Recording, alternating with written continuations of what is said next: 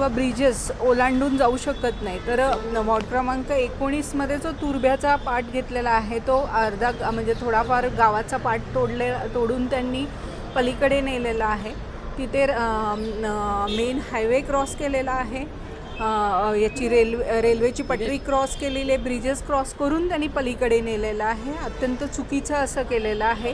मुळात 67, 66, 72 आणि 57 ह्या 4 वॉर्डांची लोकसंख्या जी 38,000पर्यंत बसते। मग कोपरी गाव आणि जो सांडपाड्याला आमच्या तुर्भ्या गावाचा जो पाट नेला आहे हा अत्यंत चुकीची जी रचना केलेली आहे।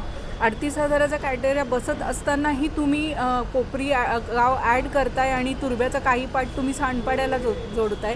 हा मुळात अत्यंत चुकीचं असं हे केलेलं आहे। काही आमच्या गावच्या रहिवाशांनी आक्षेपही घेतलेला की आमची तुम्ही बाजूचे नगरसेवक आमच्या वॉर्डला जोडता आणि मग ती कामं होत नाही, अशी लोकांनी आक्षेपही घेतलेले होते। तसेच पोलीस स्टेशनची एरिया, हॉस्पिटल्स ह्या सगळ्या सुविधाही बऱ्याच लोकांनी त्याच्यावरही ऑब्जेक्शन घेतलेलं की पोलीस स्टेशन वेगळं पडतं, मग थोडे लोक काय पोलीस स्टेशनसाठी तिकडे जाणार का, किंवा हॉस्पिटलची व्यवस्था बाकी सगळे व्यवस्था आहेत त्या हे करण्यासाठी पलीकडच्या वॉर्डमध्ये कसे लोक जाणार।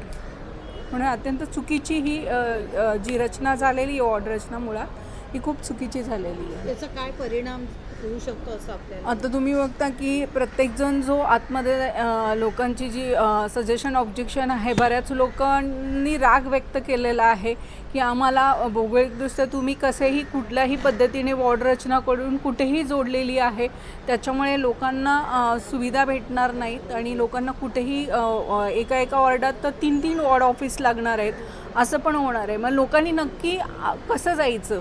एक तर आपण ही रचना मुळात 4चा प्रभाग होतोय, लोक खूप कन्फ्यूज आहेत की कसं मतदान करायचं। वरनं हे रचना जी केलेली आहे ती अत्यंत चुकीची केलेली आहे। मग लोकांनी कुठे मतदान करावं, कसं करावं हा पण कन्फ्यूज होणार आहेत, खूप मतदानावर परिणाम होईल ह्याचा। आणि काही लोकांनी तर सांगितलं की आम्ही निषेध करतो, आम्ही मतदानही नाही करणार असंही राग व्यक्त केला आहे नागरिकांनी। कारण हे जे काही तुम्ही केलेलं आहे अत्यंत चुकीच्या पद्धतीने लादलं गेलं आहे आमच्यावर।